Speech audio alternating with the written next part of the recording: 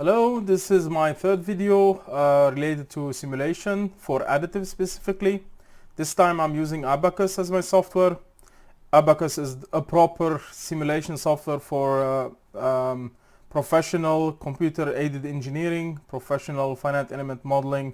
So this is a really accurate simulation software, but it is also very dependent on how good you know how to use the software and how good you can how good is your material data, how good is the mesh you generate, and the type of elements. So there's a lot of detail there, but this software is software that can give you very accurate results in simulation that you always have to anyway validate with testing. So even if you design the best part and simulate it, it's always recommended that you manufacture that part and do a physical, real experimental test. That usually validates the simulation. Before you have a product in the market, you have to first design, simulate, make a prototype, test the prototype, and if it passes, then it could be pushed forward for production and delivery to market. So as you see, Abaqus is a very different kind of platform relative to the CAD softwares I used before, like Fusion and SolidWorks. Still in Abaqus you can design the part. So I could use the CAD made in SolidWorks and then import it to Abaqus, but I can also create a part in Abaqus, although it's not optimal for CAD design, but for something as simple as the part I'm working with, that wouldn't be a problem. This video on Abaqus will be relatively longer than the other ones. So the other ones, I would assume they're for a beginner user and a quick way to reach some simulation results that you can use to analyze and they can use to improve your design. But using Abaqus, this is a much more complicating system, as I said, but still with much more accurate results. But I will go into some details on how that is done. And what you need to usually consider when it's the part will be produced by additive, and usually the simplest way to do that is to assume it's a thin shell, and usually you'll have an empty shell, and most of the stresses will actually be conveyed on that surface shell rather than in the infill. The infill is usually an additional material to add more stiffness and especially avoid buckling, but it's not intended to take most of the load unless your infill is 50% or higher. In that case, it would be better to even add in the CAD the design of the infill. If you have a triangular infill, that's very easy to model, I would assume, but you have to be careful. So it would be better to actually slice the part and look at the infill generated and then try to copy it in the CAD. So because the infill can be shifted, the triangles will not start inside that shell in the same place where you expect them to, so it's actually better to slice and then check. So the first step with Abaqus, or actually with almost any software, a good thing is that if you follow the software up going down or right going left, this is usually the sequence to do any procedure. So that's like the best tip to try to learn a software, sometimes without proper guidance. But the good thing to do is to try to follow the menu. So you see here there's a tree of steps. This is where everything is set up. We are now in the menu called part. So this is where we can generate a part. In the drop down menu there are the other steps you need to do. So you need to assign properties for that part. You need to add it to an assembly. Big difference between an assembly in CAD and an assembly in simulation is that the forces are part of the assembly here.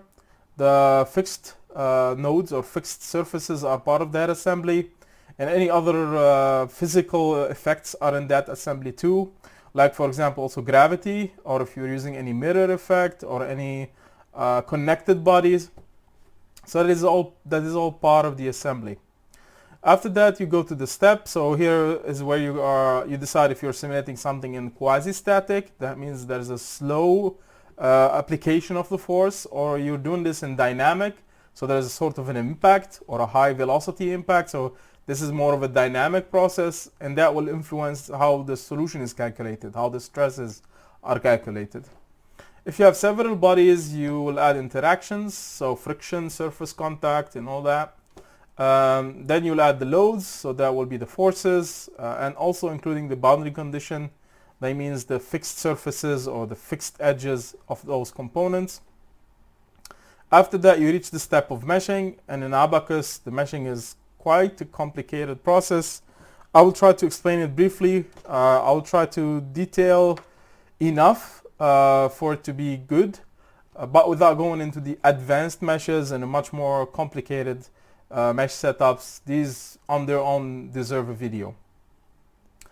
Something that you could do in Abaqus, which I will do in a second video, is take this same part we're simulating and run this kind of optimization process. So the software will try to improve the design for you. I will explain a bit more about it later with a process called topology optimization.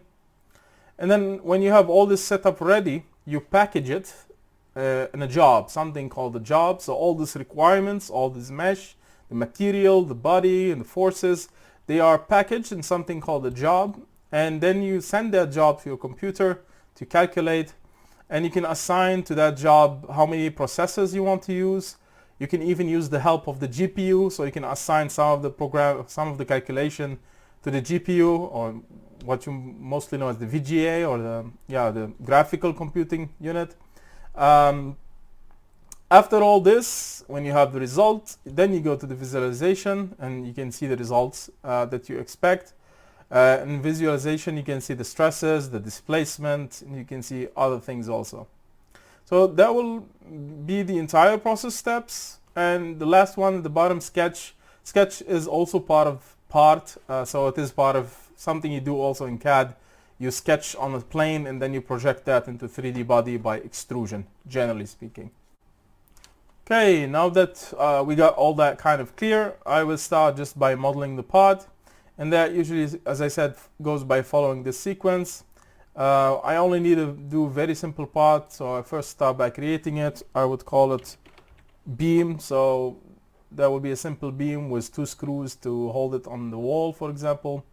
It will be a 3D part, so this is not going to be in 2D.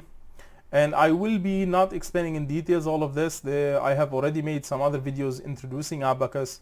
So I'll be a bit moving forward quick, and then I'll slow down in what is more relevant to this case of additive simulation.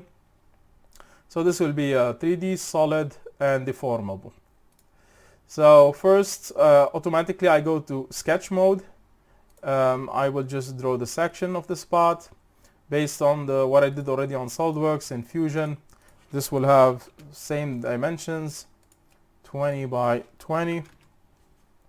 And I will extrude this length of 280, and I still need a surface, another body here on the bottom, and that is done by extrude.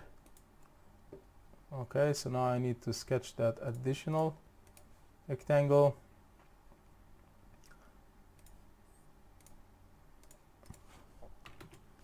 Same as I did on SolidWorks and Fusion. But you see, Abaqus kind of looks like the old Autodesk 2D, the way things are visualized when you're doing CAD work. So you do kind of a flat 2D sketch, and then you extrude that sketch into a 3D volume. As you can see here, I made probably a mistake. I typed an extra distance. I just can go here to the tree, to the part that I called beam.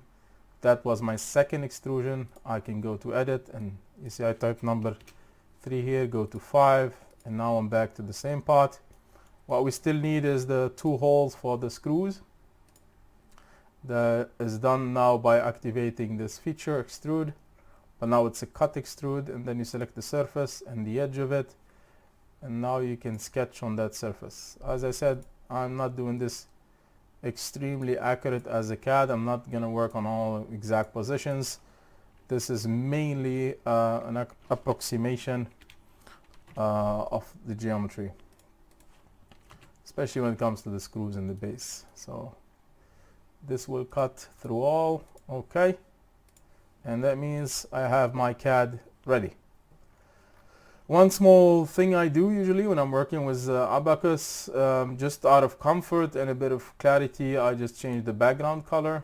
So that is by going to graphic options, changing to solid white background, and let me click this again, and that kind of makes everything kind of with the white background clear.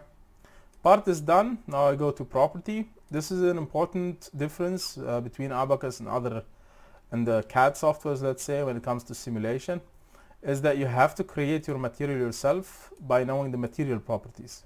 So this is where could be a good tip for you if you're simulating PLA or ABS. You generally need to have a density, but in this case we're not calculating anything with gravity, so we don't need actually density. But you need, for the mechanical properties of that part, the elastic mechanical properties. That means Young modulus and Poisson ratio.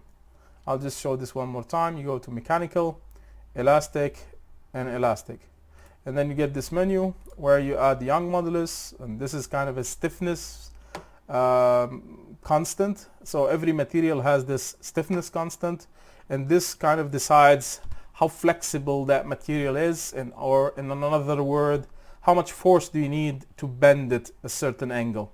So if a material is very stiff, you need too much force to, let's say, bend it 10 degrees. And if the material is too flexible, you need barely any force to bend it that same 10 degrees. So this is kind of a stiffness constant. For most plastics, it is safe to assume it's about 3000. The units of this is usually megapascal. So 3000 megapascal will be 3 gigapascal, which is kind of an average number that works for most plastics using additive, except polycarbonate. It has almost the double that value. But for PLA, ABS, PETG, you can use this approximate number, and that it would be fine. Without going into details, the Poisson ratio is kind of also a constant. It's a bit dependent on kind of a symmetry. That means if you're bending a part in one direction, and if you try to bend it in the other direction, would it behave kind of similarly? And when I'm not going to go into details.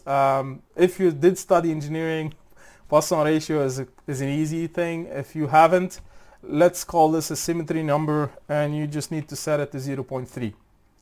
If you need more clarification on this, maybe I can even have a complete video on the mechanical properties of plastics. But now I'm trying to kind of move forward with this specific simulation. So that's all you need. The density I set to 1, elasticity 3000 modulus, and 0.3 Poisson. So that will be it. And that means I created now this new material, PLA. I will not explain this here now. I did explain in other videos. But I need to tell the software that this PLA material I created is supposed to behave in a homogeneous way. It's a solid.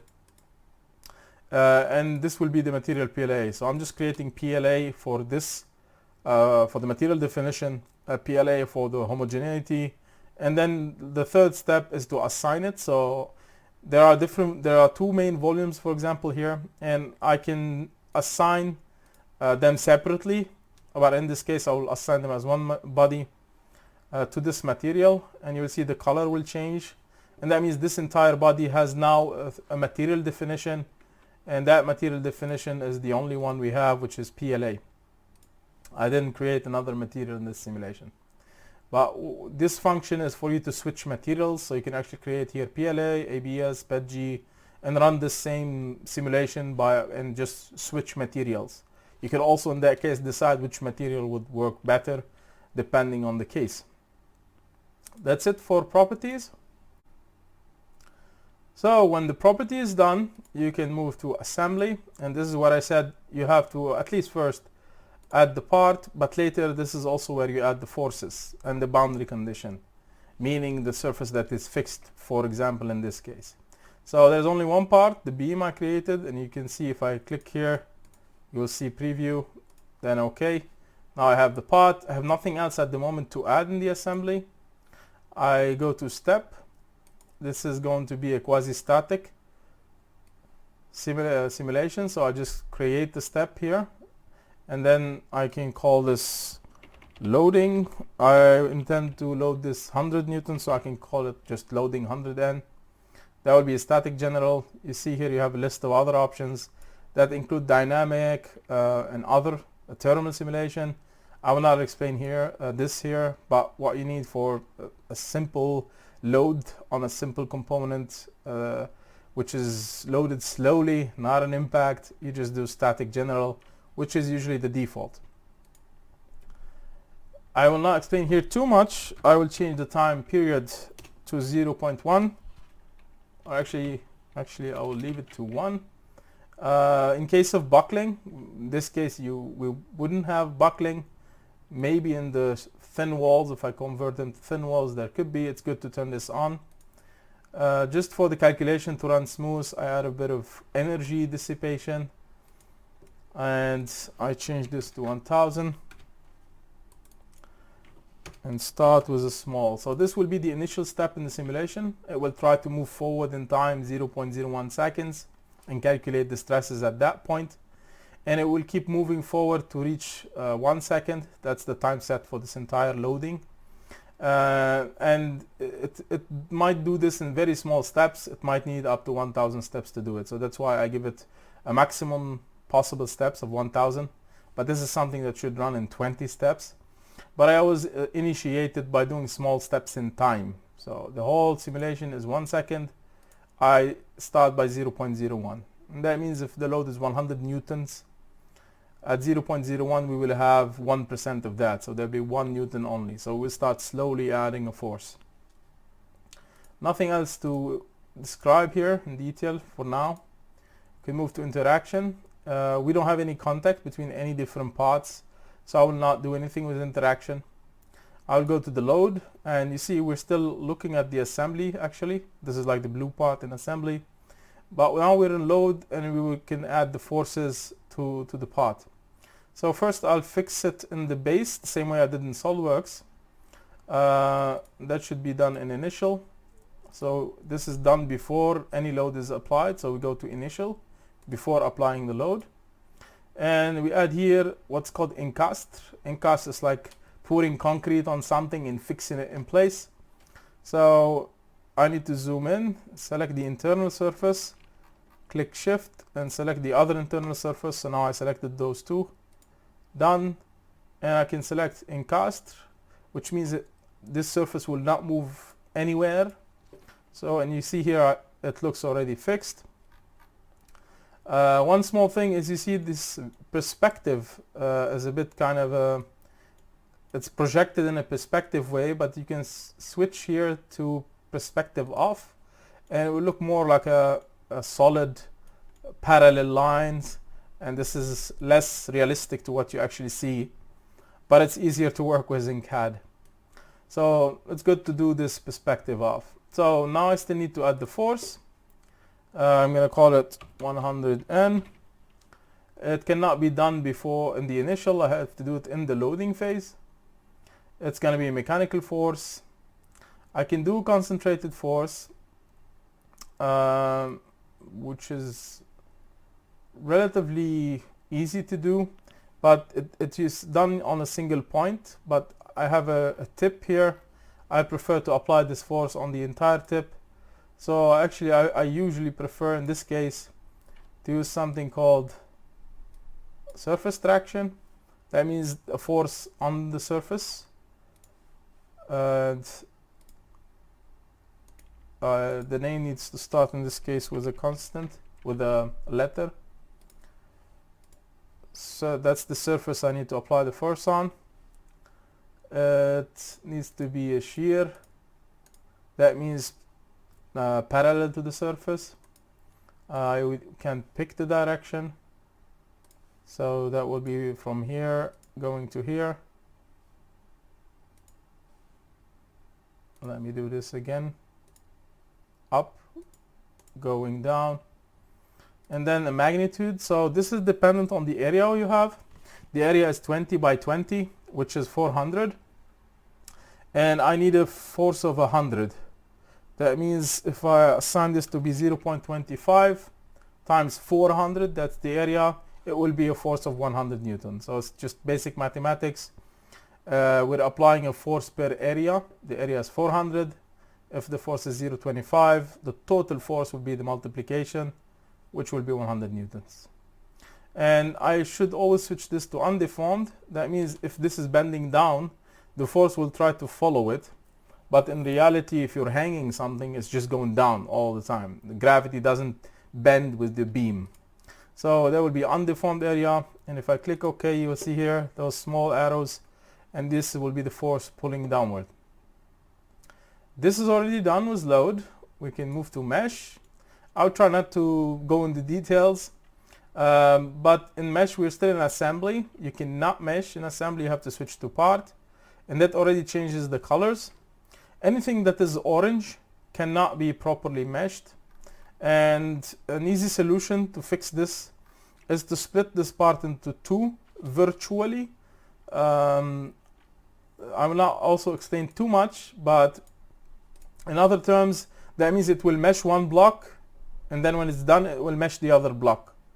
And that usually will give you two perfectly kind of rectangular volumes, and that is easier for the software to fill with a mesh. To do this, I go here to a partition. I can select a point, and then normal to an edge, it will split it. So this point, here it says pick a point, so I selected this edge, and this is a point I pick, and that means it will split those two bodies along the plane that's perpendicular to this line. And you see now I have green and yellow. Green is like a very simple body. It's an extruded prism, very easy to divide into cubes. And the other is a almost perfect body, but because of the holes, you cannot divide this into cubes. This area here will have a distorted volumes. So that's done. I can here decide the size of the mesh, which is something usually not too easy to do on CAD softwares. But in Abaqus, you can decide and make some advanced improvement of the mesh. I will again not go into detail now too much, but it's always better to have a slightly smaller mesh. So I reduced this to 5. The default mesh was, it's previewing here the element size. So if I change this to 15, it will and you click apply, it will preview 15 distance. So 5 is a good value. You will see this distance. I can click OK, and now I can go to the button right under it. So just as I said, by going downward, and I can say mesh the parts. And you see it's already meshed, divided into the smaller element volumes. It's not perfect in this area, but these areas are fixed, so this should be okay. So I can already move to the job. So I'm not running optimizations now. I will explain this in another video.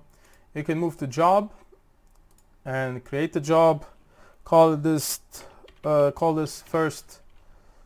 first design sim. So this is like the first design I made. I want to simulate it, and then when I improve it, I will call it second design sim. So I can later even have a history, or I can easily identify the steps I made before. So I just named the job. If I click continue, I get a menu. In this menu, I can choose nothing.